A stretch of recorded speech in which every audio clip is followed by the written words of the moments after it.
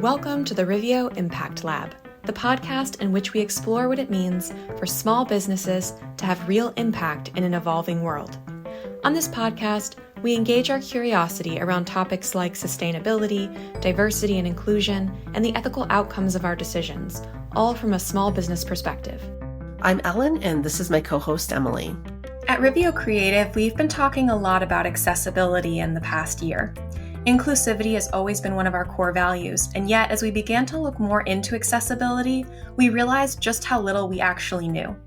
That's why we quickly gathered a support team of people who were experts regarding diversity, equity, and inclusion and formed our Diversity Advisory Board.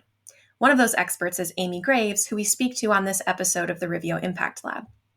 Amy is a web analytics expert, the Director of Accessibility for the National Association of Women Business Owners, or NAWBO, California, Chapter President of the NAWBO Inland Empire, founder and CEO of Hidden Consumer Consulting, and author of The Hidden Consumer. Amy has been working with the Riveo Creative team for the past 5 years, and we trust her with all things related to SEO. In this episode, however, Amy offers insight into what it means to foster a workplace culture that is inclusive and accessible, as well as the small steps any business can take to make this happen. Please enjoy our lovely conversation with Amy Graves.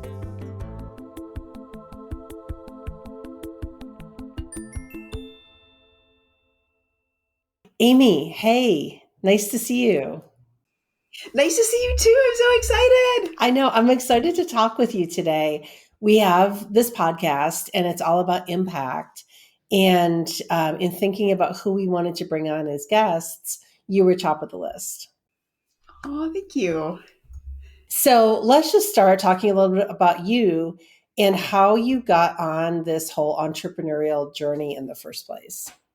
I knew I wanted to be an entrepreneur like 20 years ago when I was working in retail, and I was doing some really amazing things, turning stores around. And I didn't like the retail aspect of always having to work on the sales floor with the clients. But I did some really good work understanding numbers and human behavior, and I wanted to try and apply that to my own business. But it took me 20 years. We moved to California, and I couldn't find employment. Every time I went in for a job interview, it was something about my crutches because I'm disabled and people were refusing to hire me. So I'm like, well, if I'm going to start up my own company, now's the time. So I did. So it became more of I needed to do this is why I started my entrepreneurial journey so I can make money. But Amy, they weren't hiring you because of your crutches. That seems illegal. Very illegal and antiquated. And what the heck? How is this happening? So there's a law in California that allows companies to work. There's a loophole in this law that allows companies to at least say they're not going to hire you because their risk management board feels you're a threat to the safety of employees around you. So because I use crutches, the threat is that people could trip over my crutches. So I am a risk to the company. Okay, I've got a lot of problems with that, but we're going to move on. We're going to move on because you took that situation, you started a business, it's led you on this like really interesting journey. Do you want to just talk briefly about your business and what it is that you actually do? Your core business. We're going to get into the new thing later.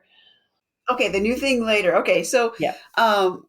That journey itself is also hilarious. I opened March 3rd, 2020. Perfect timing. Perfect timing. It couldn't be better. Couldn't be better. I wanted to be, basically, I'm a certified business analyst. So I wanted to be the business analyst that help companies figure out what's going on inside your company that's causing you not to grow. And look by going through data and talking about marketing strategies and really determining what your next step is. And COVID hit 11 days later and nobody wanted that. Like I got nothing. It just died. So I looked at using my business analyst skills, what is the one problem everybody's having because we're all virtual? And it came down to your websites. So I jumped into working on websites, and because I need data, I jumped in using Google Analytics right away. Started with Universal, wasn't really happy with the data feed, and then they launched Google Analytics 4. So I jumped on Google Analytics for December 2020, and I've been using it ever since. But it's because of that data, I've been able to use my business analyst experience, my previous retail experience, and I help people understand how websites are the foundation of your digital marketing experience. And if your website doesn't create value and engagement with your ideal client, you're never going to get your website to work for you. So that's what I do today, is how do we make those websites be so valuable that people spend time, that they want to work with you, and it leads to conversion. Yeah. And we could spend our whole time talking about that and Google Analytics 4. We're not going to do that. We're not going to do that. Because we're really here to talk about impact. First, I want to just bring up the NAWBO, the National Association of Women Business Owners. You got involved with them as a business owner, and now you're the director of accessibility is it for California? Yeah. Okay. Yep. Okay. So you're the director of accessibility for NAWBO for California. You're a member of our diversity advisory board.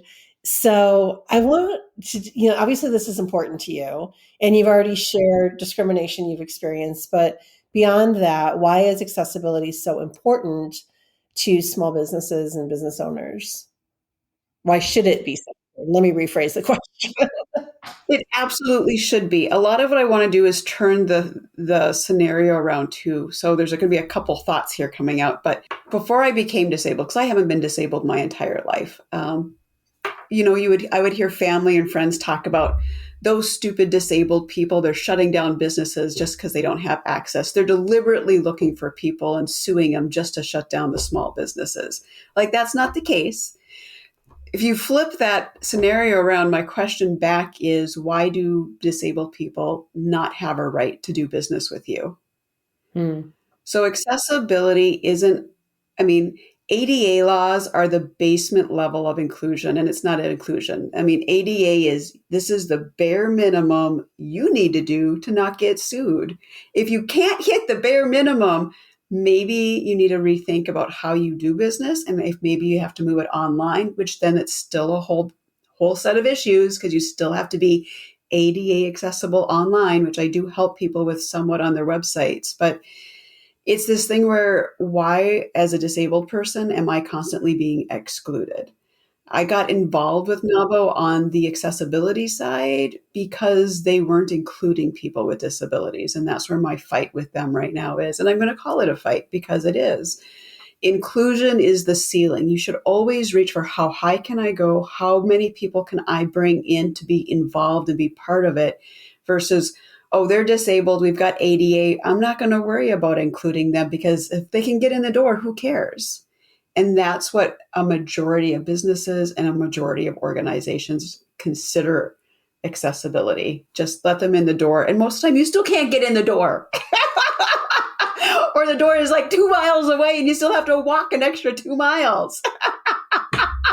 It's really crazy thinking about all the physical locations that are just not accessible. It happens plenty in our own country, but I was traveling in Europe with cobblestone streets and really super old buildings, steep stairs. And I understand that there are reasons that some of those buildings can't be modified and so on and so forth, but it's really a big deal, Mm-hmm. that there's all these places that people with disabilities can't access. And it's not just physical, it's online too. I was looking at a website the other day that it just had so much going on. It's like animation, not just animation, but like tons of different video, flash pop-up things, so much happening. And I was thinking about you, and I thought Amy would hate this. My own mom is losing her vision, so we're all learning how to use screen readers and how to help her navigate that. And I guess that's pretty common, is like when it hits you personally, that's when you really understand.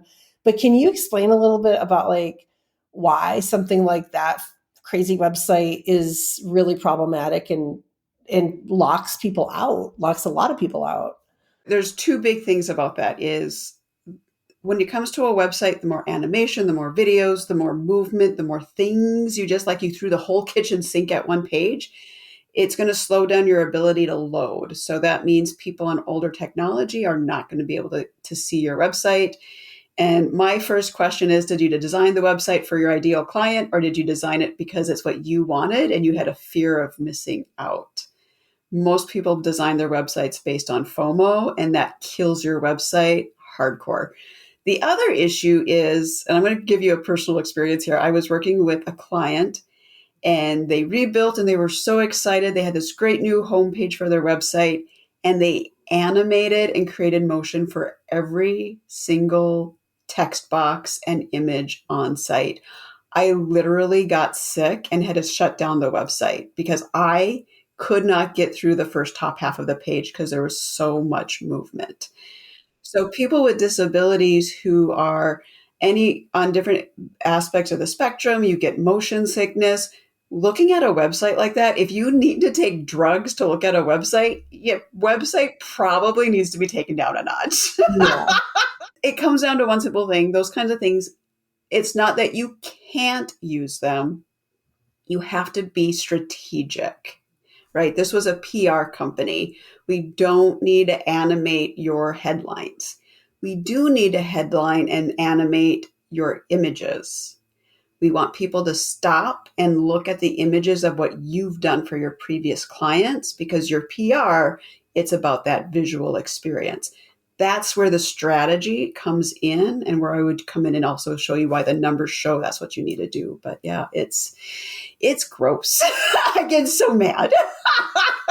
Yeah, and unfortunately, I don't know. I'm not an expert in this area. You may have better insight, but it seems to me that probably still the majority of websites, or maybe at least half, are just not very user friendly. If you're using something like screen reader, if you're, I don't know, colorblind, or you have other issues, there's just a lot of unoptimal websites out.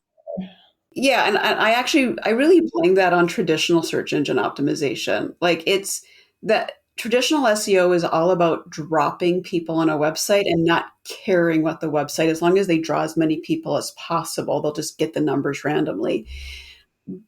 But that doesn't create a website that engages people, and that doesn't create a website where you actually have to put your focus on who you want to work with. So the websites, almost all websites today are based on the business owner and what they want to see on a website, which does nothing for your business and it does nothing for accessibility. If I like my website still has issues. I have a plugin for ADA because I can't fix everything. But I have problems with my colors. My colors are not colorblind list friendly. So I'm constantly trying to rework how do I make this and just make this like an accent color so that it's not interfering with what people are reading and how they're engaging with the website. So it's a constant, you have to constantly think about it from someone else's perspective, which as humans, that's not our priority, right? And that's part of it.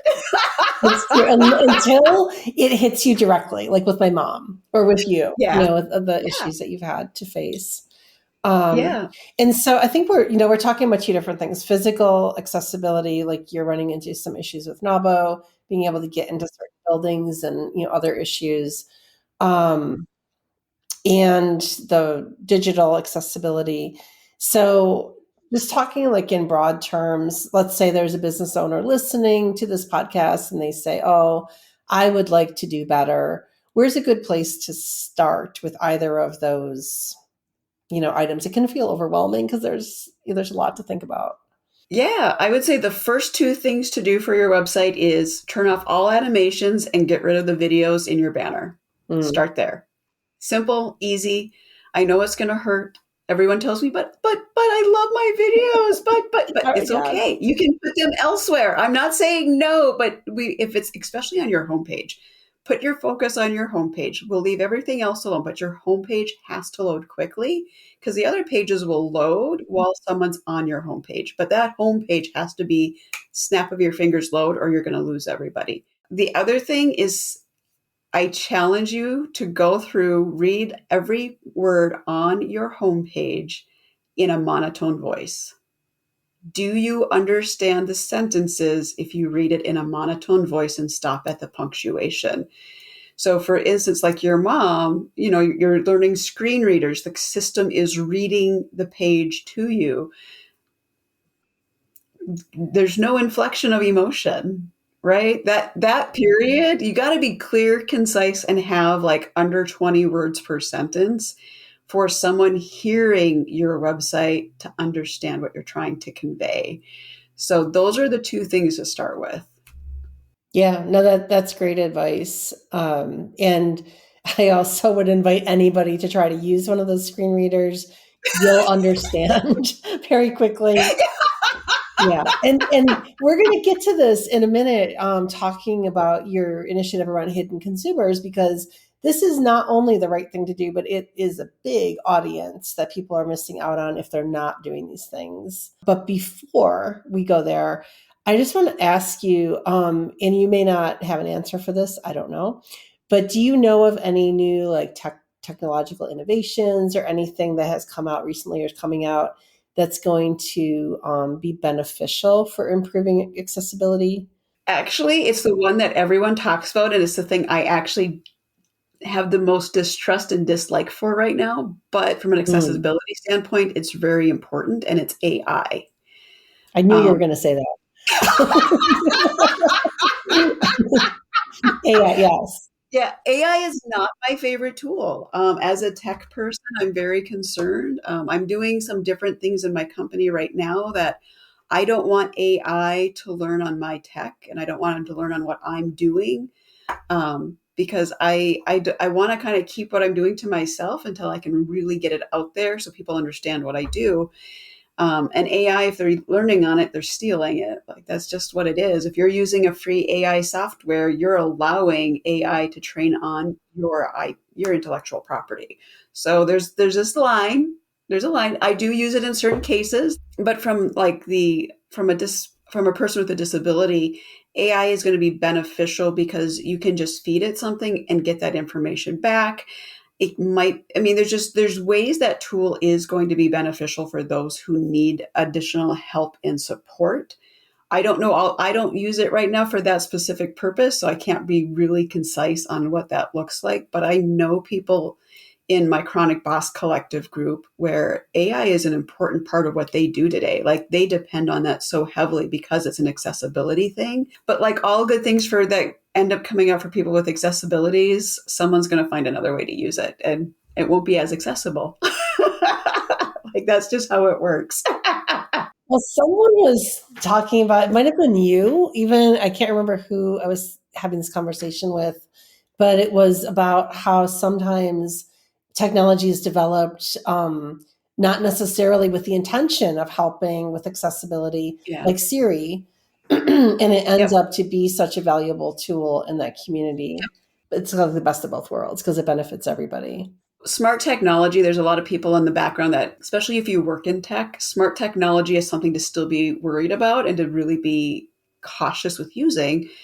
But for someone with a disability, if you can't get out of bed and you can just tell your home system to turn the lights on, I mean, how amazing is that? That you've just gained a whole nother level of independence because you don't have to wait for someone to come home and flip a light on because you can't get up and do it yourself.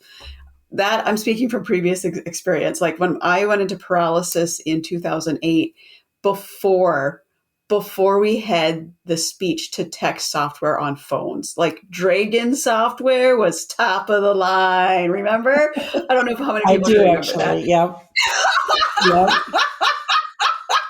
And to think, like, in less than 20 years, we've taken that technology, we can control our homes. So now if I was at home paralyzed and not able to move, sitting in the dark because my husband doesn't get home till midnight because of he's coaching basketball, I could have just said, Alexa, turn on my lights. I didn't have to sit in the dark. Right, right. So yeah, that's a great example of a technology, though, that does exactly that. And it's very beneficial to those with disabilities. Yeah, no, that's a really good point. And I imagine that in the coming years, that's just going to evolve more and become more customized, I guess, to each person and what they need. I would say in the last 5 years, I don't think even the last 10 years, but at least in the last 5 years, there's been more emphasis put on accessibility. You can go into Word and you can tell it what to type up for you and it will do your corrections. So you don't have to actually be typing. But even on your browsers, you have accessibility settings now. Like go to Chrome, go to whatever you use, and you can turn on accessibility so you can talk to your browser and it will pull up the website you're looking for.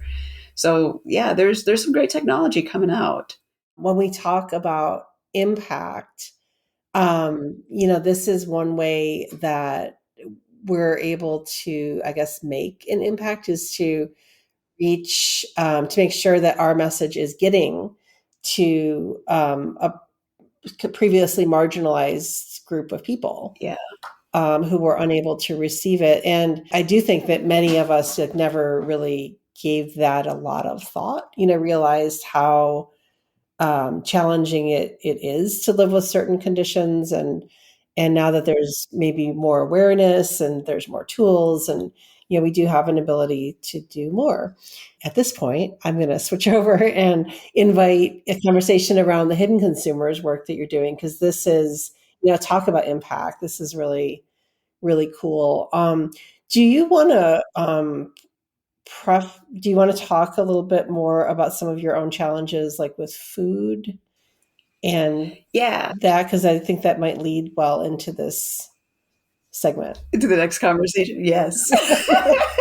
So, as much as you want to share, your story is interesting, and I hope you're okay with me sharing this. But you have a suspicion. You told me that possibly, some of the pesticides you were exposed to as a child on commercial farms may have had a role to play in what you've been dealing with. Yeah. Yeah. So hidden consumers is something I always wanted to do when I opened my business. I wanted to really work in the food industry based on my own experience. But I got started with it because I understood that when it came to websites, we have so many hidden consumers for every industry that we don't realize. And so hidden consumers slowly evolved out of that.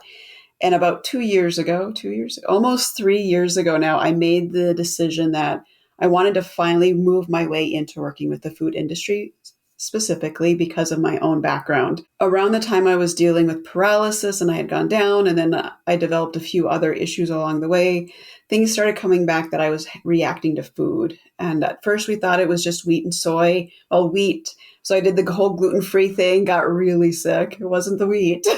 Then I'm like, oh, it's got to, then I started seeing a connection that soy was involved. So I'm like, okay, I'm going to take out everything that's soy. Still got sick. Like it was wheat, soy, like it helped. I got a little bit better, but I wasn't better. And I finally got to a point where I had a sinus infection and it lasted for 3 years. And I had to go in and have it surgically removed from, we had saw a hole had developed because I had blown my nose so much. I literally ripped part of the lining of my nasal cavity. So we had to go in and do some work. But the big thing that came out of it, he goes, when the doctor came out and he's like, you need to understand that people who have an infection to the extent that you do, it's always connected back to food. You have to find out what you're allergic to. And that began my process. That was 2013. 2016, I figured out fully it was corn and all corn derivatives, and I'm a super sensitive. So basically, I'm allergic to life because corn's used in everything. It's not just, popcorn or corn on the cob. It's dextrose. It's polyester, it's nylon, it's like anything we use in life today. I had to gut my kitchen. Like my pans all had that nonstick coating, which is made from cornstarch. I had to go to all stainless. I mean, my food tastes way better today than it did 6 years ago, 10 years ago, whatever now. But yeah, it became this whole process and then because of it, I had to understand how our food is actually made in a lab. Because I am so sensitive.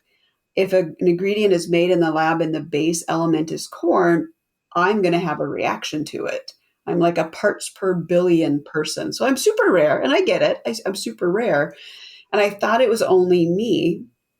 But the more I shared my journey as I was going on this, because I shared everything. Like, can you believe that they put corn in this? Why is this made from corn? Like, I was the world, and people were like, Amy, you need to write a book, which I finally did. But Okay, wait. Give us an example.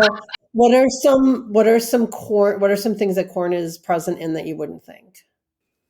Socks, What?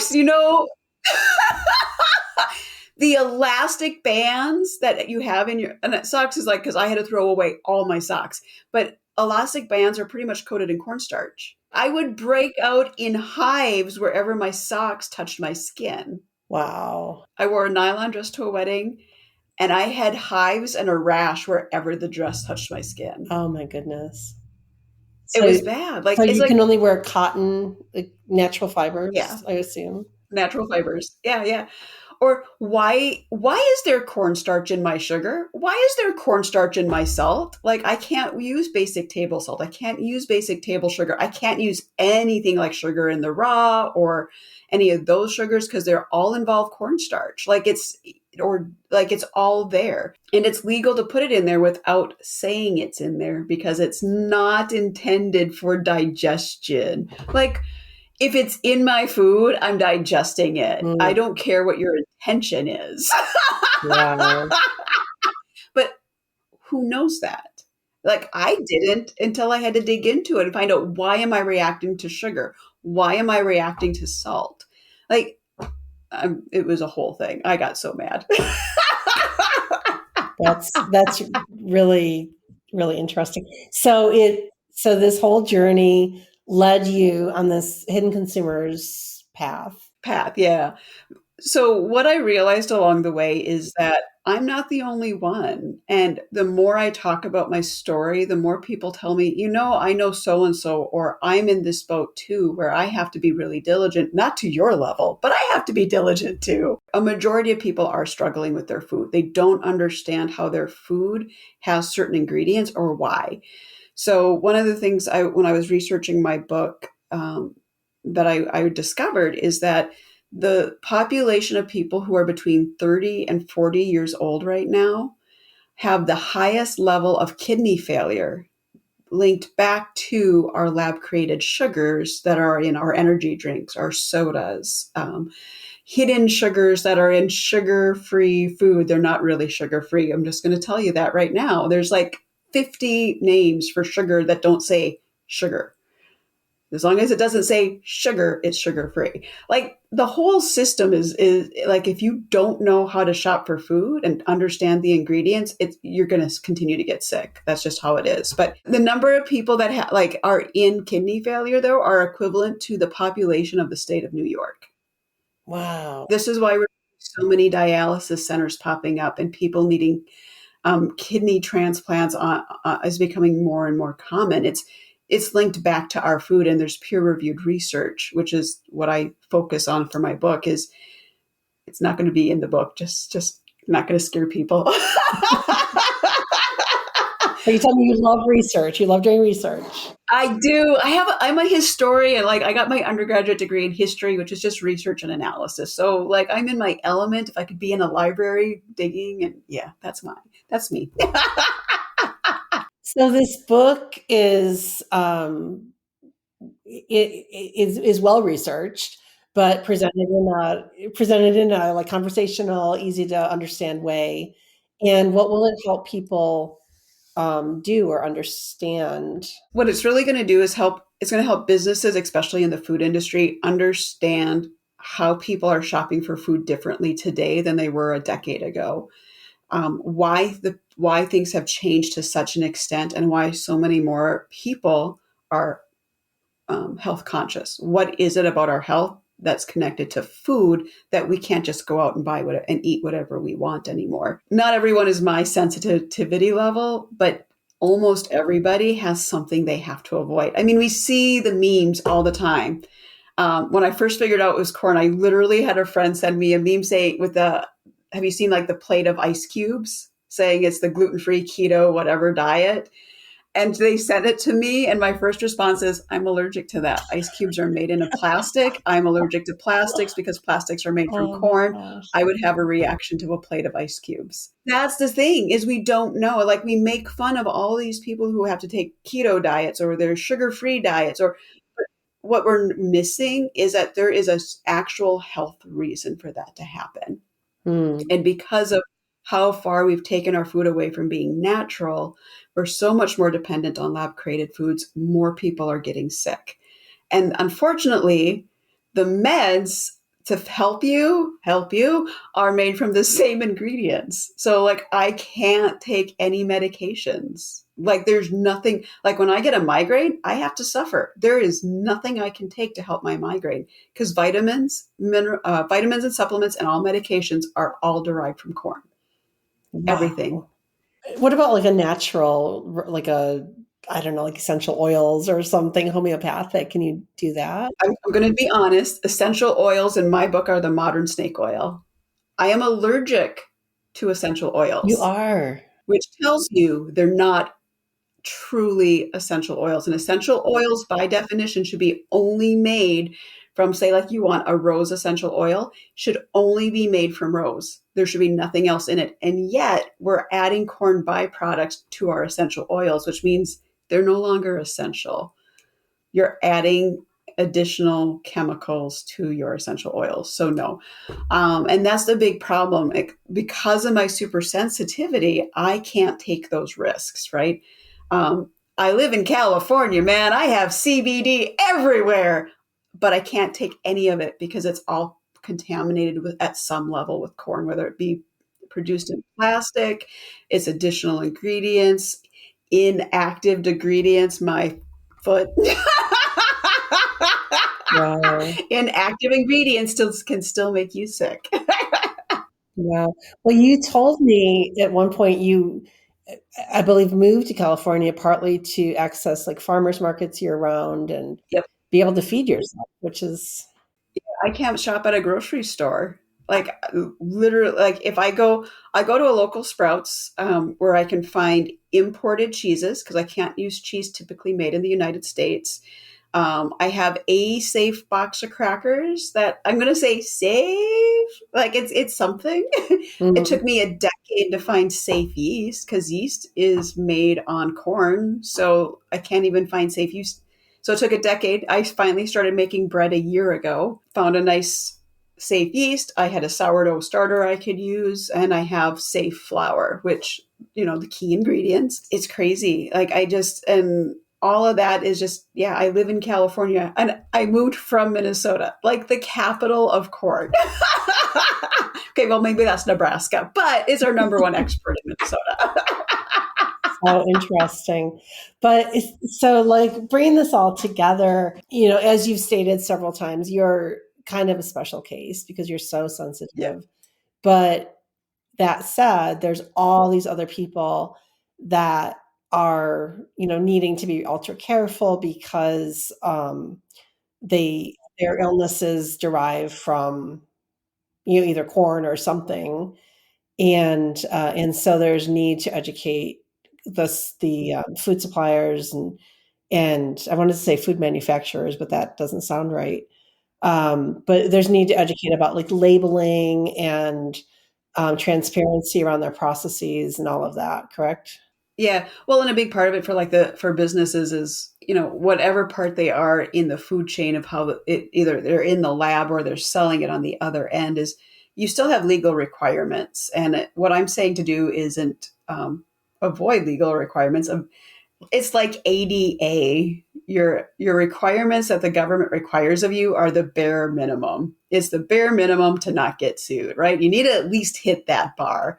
What I'm doing is telling people you need to go above the bar if you're going to start including more people to find all of your ideal clients. You're kind of like your own quest started with this food situation, but I also really appreciate and admire how the hidden consumer fits it with what we started talking about at the beginning with making your website accessible, making your location accessible. There's a lot of people that need that you might not never ever know that they do by just looking at them. They don't necessarily have a voice, or like you might not know unless you start to ask the right questions. And what's interesting is I don't think most people know how to ask those right questions because they don't know that exists. Right. So like the client I want to work with in the food industry, I'm not going to be working for Nestle. Nestle Nestle doesn't care if I can't eat their product, and they don't want to find people like me to buy their product, right? I'm not the ideal client. But you do have a group of people and companies that created their product to be healthier, to be that next level.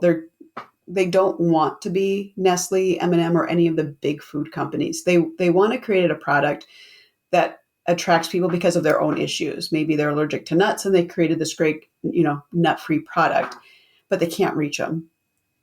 And they can't reach them because they don't understand all the reasons people need to go nut-free. It's not just allergies. There's so many other things that people need to take in consideration that until you get someone who can understand that and help you, you can't write even your marketing copy if you don't understand what people are looking for. So how do you ask those right questions if you don't know what you need to look for to begin with?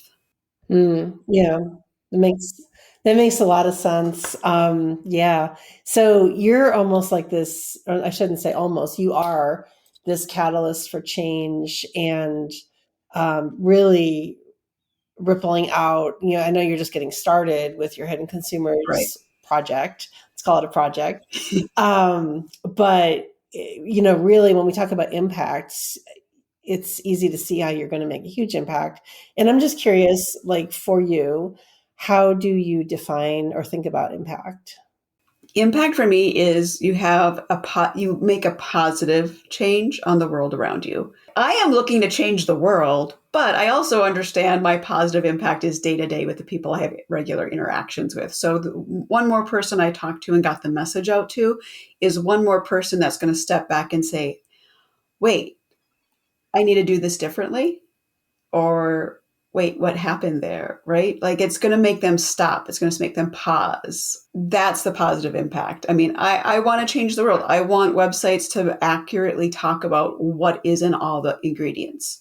I know you don't legally have to, but if you want consumers to buy your product and maybe they're right there on the edge and they're your hidden consumer, the more value you provide, the more likely they are to buy your product. So how do we do that? Because we can't get it all on a label. Like we're not going to put this in a package. Like it's going to have to be connected to your website, and we're going to have to find ways to really get that message out to people. So that's the impact. The impact is day to day.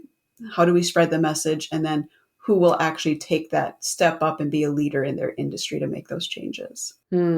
So it's so exciting. It's really exciting to witness your journey. I really mean that, and look forward to watching what happens when this book comes out, and all the things that are going to come after that. So, with that said, how can people find the book and find you and connect with you? Tell us everything. I'm so excited about this book because I keep talking about it, right? We're still working on some edits because my book was research based to start with. It's really about having that conversation in the book. So this is a two-part thing. Before the book comes out, I'm releasing my research in white papers. So you'll be able to see the back end of how I came to this viewpoint and why I say what I do before you get the book. It's not for the faint of heart. My research was 80,000 words. Basically, it was an 80,000 word academic paper was where I started to move the book into that conversation because I had to get all that research out. So that's going to be the white paper. The book itself is about that conversation and really talking through what does that research mean? because most people don't understand research at the level I do, and I get it.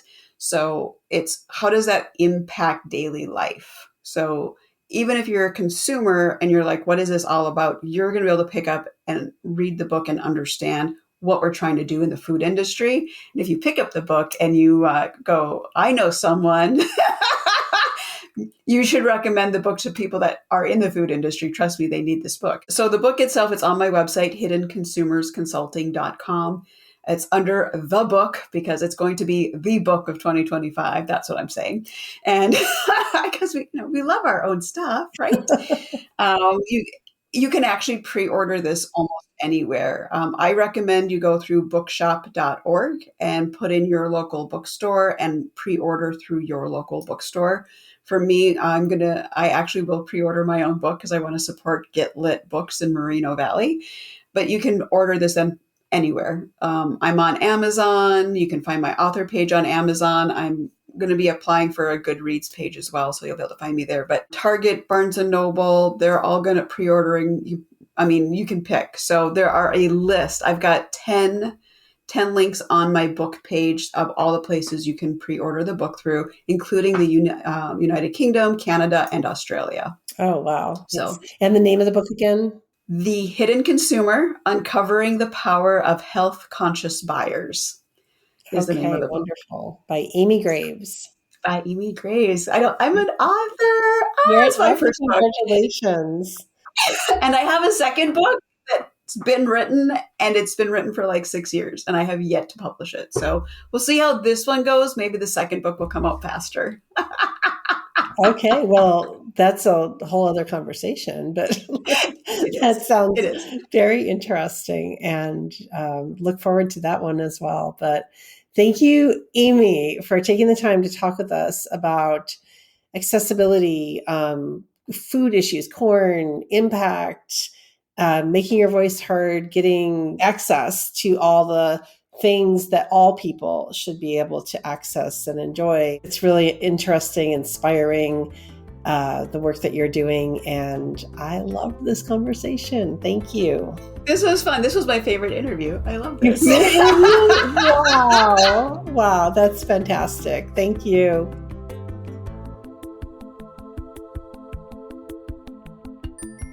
And now here's our impact tip of the month.